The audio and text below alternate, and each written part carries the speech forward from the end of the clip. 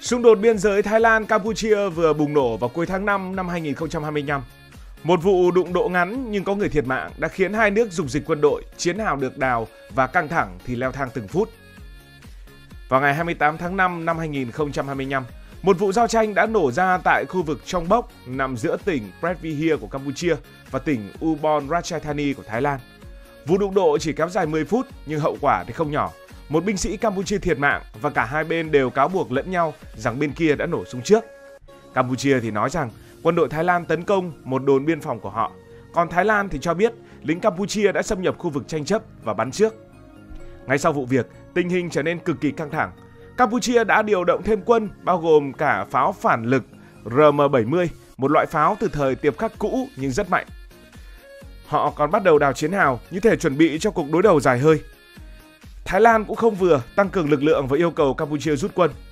Một hôm sau, các chỉ huy quân sự hai bên đã họp khẩn và đồng ý rút quân tạm thời, đồng thời tổ chức đàm phán để hạ nhiệt. Những vụ việc như thế này trông giống như một đốm lửa nhỏ, nhưng chỉ cần một ngọn gió là có thể thổi bùng thành đám cháy lớn. Trên mạng xã hội, một số người dân Campuchia gọi đây là hành động xâm lược của Thái Lan, trong khi người Thái Lan cho rằng Campuchia đang khiêu khích. Cả hai bên đều đang rất nóng và điều này làm tình hình thêm phức tạp. Để hiểu tại sao một vụ đụng độ nhỏ lại có thể đẩy hai nước vào thế đối đầu, chúng ta phải nhìn vào địa lý của khu vực này. Thái Lan là một trong những người hàng xóm của Campuchia và chiều ngược lại đương nhiên là như thế. Hai nước chia sẻ đường biên giới dài hơn 800 km, chạy dọc từ vịnh Thái Lan ở phía nam đến vùng núi ở phía bắc. Nhưng vấn đề là đường biên giới này được vẽ từ thời Pháp thuộc vào thế kỷ 19, thế kỷ 20 dựa trên những bản đồ rất mù mờ và thiếu chính xác. Kết quả là hàng loạt những khu vực tranh chấp và điểm nóng nhất chính là khu vực quanh đền Previhier đã xuất hiện. Ngôi đền này nằm trên một vách đá thuộc dãy núi Dangrek, ngay biên giới giữa hai nước. Về mặt địa lý, đền thuộc phía Campuchia, nhưng mà con đường vào đền dễ nhất thì lại phải đi từ phía Thái Lan. Điều này làm cả hai nước đều tuyên bố chủ quyền. Dãy núi Dangrek không chỉ là một rào cản tự nhiên mà còn có ý nghĩa chiến lược. Kiểm soát được nơi này đồng nghĩa với việc kiểm soát những tuyến đường giao thông và đặc biệt là những cao điểm quân sự. Chưa hết, khu vực quanh đền Previhier còn có địa hình hiểm trở với những vách đá dựng đứng và rừng rậm. Điều này khiến việc phân định biên giới chính xác gần như là bất khả thi, đặc biệt nếu cả hai bên đều dựa vào những bản đồ mà họ cho là đúng. Thái Lan dùng bản đồ do họ vẽ, trong khi Campuchia dựa vào bản đồ từ thời Pháp thuộc. Sự khác biệt này dẫn đến tranh cãi kéo dài hàng thập kỷ. Nhưng cách đó hàng thế kỷ thì Thái Lan và Campuchia đã xung đột với nhau. Mọi chuyện bắt đầu từ thời đế quốc Khmer, khoảng thế kỷ thứ 9 đến thế kỷ 13, khi Campuchia có thể coi là một siêu cường ở Đông Nam Á. Đền Previhier được xây dựng vào thời kỳ này là một di sản văn hóa rực rỡ của người Khmer. Nhưng đến thế kỷ 14, đế quốc Khmer suy yếu và vương quốc Ayutthaya, tức là tiền thân của Thái Lan ngày nay bắt đầu trỗi dậy. Họ mở rộng lãnh thổ, chiếm đóng nhiều vùng đất của Campuchia, bao gồm cả khu vực quanh Angkor Wat bây giờ. Từ đây, những mâu thuẫn về lãnh thổ đã âm ỉ và người Thái và người Khmer bắt đầu xem nhau như đối thủ. Đến thế kỷ 19, cả Thái Lan và Campuchia đều bị kẹp giữa những đế quốc thực dân phương Tây. Campuchia trở thành thuộc địa của Pháp, còn Thái Lan giữ được độc lập nhưng phải nhượng bộ nhiều lãnh thổ cho Pháp và Anh. Năm 1904, Pháp và Thái Lan ký một hiệp ước, trong đó Pháp vẽ bản đồ phân định biên giới.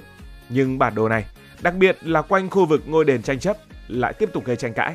Thái Lan cho rằng họ bị ép nhượng đất, trong khi Campuchia dựa vào bản đồ này để tuyên bố chủ quyền. Sau khi Campuchia giành độc lập vào năm 1953, mâu thuẫn biên giới với Thái Lan bắt đầu leo thang. Chưa đầy 10 năm sau, Tòa án Công lý Quốc tế phán quyết rằng ngôi đền Previhier thuộc về Campuchia dựa trên bản đồ thời Pháp thuộc.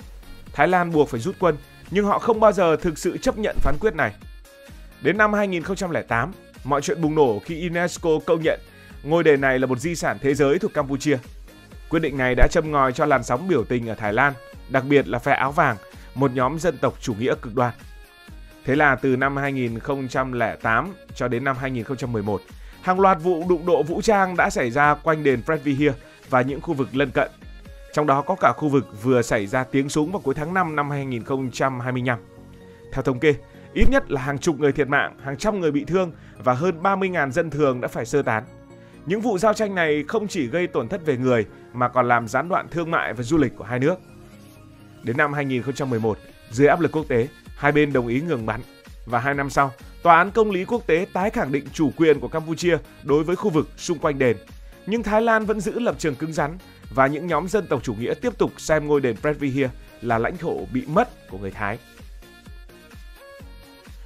Vụ đụng độ xảy ra vào cuối tháng 5 năm 2025 cho thấy lịch sử đang lặp lại. Khu vực Trong Bóc, dù không nổi tiếng bằng đền Previer, vẫn là một phần của tranh chấp biên giới kéo dài.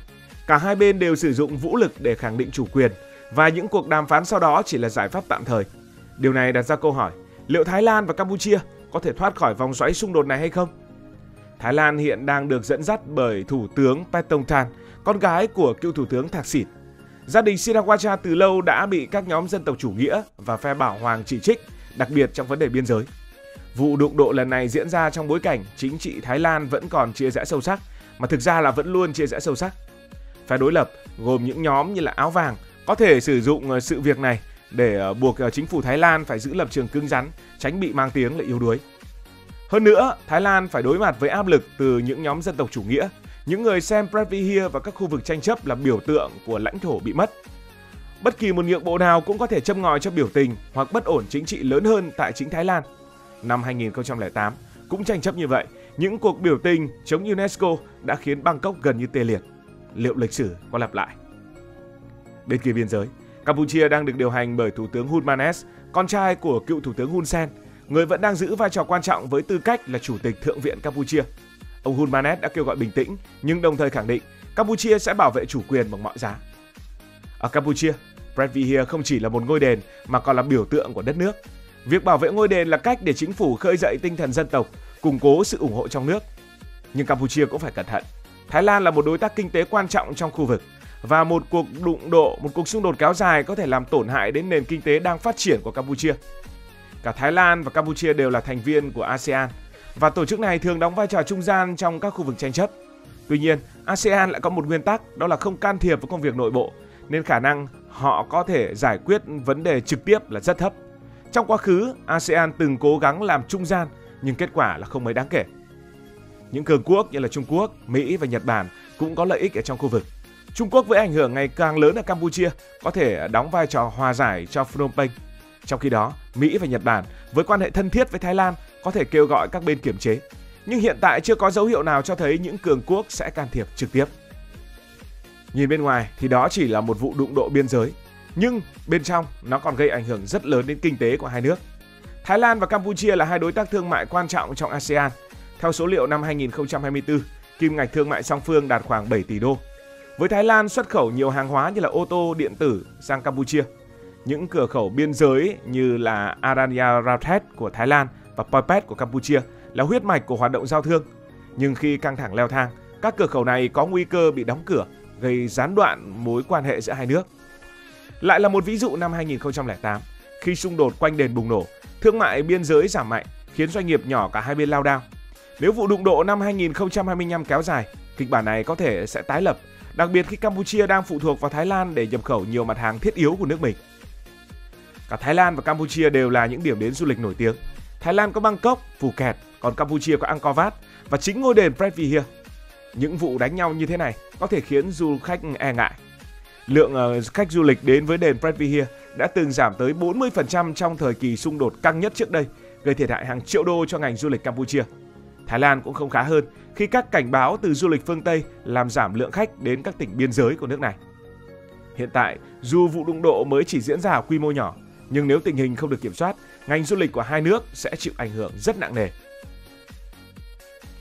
Để đặt xung đột Thái Lan-Campuchia vào bối cảnh lớn hơn, hãy cùng so sánh với một số tranh chấp biên giới khác ở Đông Nam Á. Malaysia và Indonesia cũng từng tranh chấp hai hòn đảo nhỏ, đó là đảo Sipadan và Lagitan. Giống như Thái Lan và Campuchia, tranh chấp này cũng xuất phát từ bản đồ từ thời kỳ thực dân liên quan đến Biển Đông. Nhưng khác ở chỗ, hai nước này đã đưa vấn đề ra tòa công lý quốc tế và cả hai bên đều chấp nhận phán quyết, với Malaysia được công nhận chủ quyền. Điều này cho thấy rằng một giải pháp pháp lý có thể hiệu quả, nhưng với điều kiện là hai bên sẵn lòng hợp tác. Việt Nam và Campuchia cũng có một vài vấn đề biên giới. Tuy nhiên, hai nước đã giải quyết phần lớn thông qua đàm phán song phương và ký hiệp ước phân giới vào các năm 1985 và 2005. Dù vẫn còn một số vấn đề nhỏ, Việt Nam và Campuchia đã chọn cách hợp tác thay vì đối đầu, khác với tình hình căng thẳng giữa Thái Lan và Campuchia. Dựa trên những thông tin hiện tại và lịch sử, thì sẽ có một vài dự đoán về những gì sẽ diễn ra trong thời gian tới. Có một vài tình huống xảy ra. Trong tình huống tốt nhất, hai bên sẽ tiếp tục đàm phán, rút quân hoàn toàn khỏi khu vực tranh chấp và đạt được một thỏa thuận tạm thời. ASEAN hoặc một bên thứ ba như là Liên Hiệp Quốc có thể đóng vai trò trung gian, căng thẳng sẽ giảm dần, ít nhất là trong ngắn hạn. Còn trong tình huống xấu nhất, một vụ đụng độ khác sẽ xảy ra, có thể do hiểu lầm hoặc khiêu khích từ một bên. Điều này sẽ dẫn đến thương vong lớn hơn, buộc cả hai nước phải huy động quân đội quy mô lớn hơn nữa. Biểu tình trong nước có thể xuất hiện, nhất là ở Thái Lan, và nó sẽ bùng nổ, làm phức tạp thêm tình hình. Và có một kịch bản thực tế nhất giống như những lần trước. Rất có thể hai bên sẽ giữ trạng thái lạnh nhạt nhưng không chiến tranh. Họ sẽ tiếp tục đổ lỗi cho nhau, tăng cường hiện diện quân sự ở biên giới nhưng tránh xung đột toàn diện, chỉ răn đe nhau mà thôi, vì không bên nào muốn phải chịu tổn thất kinh tế hay chính trị. Còn bạn nghĩ rằng vấn đề này sẽ được giải quyết như thế nào? Hãy để lại ý kiến dưới phần bình luận. Nếu cảm thấy thú vị, bạn có thể nhấn nút đăng ký kênh, bật chuông thông báo và chia sẻ. Còn bây giờ thì xin được nói lời chào tạm biệt. Cảm ơn các bạn đã dành sự đồng hành cùng Hải Thanh Story. Đi qua những vùng đất, khám phá những điều mới.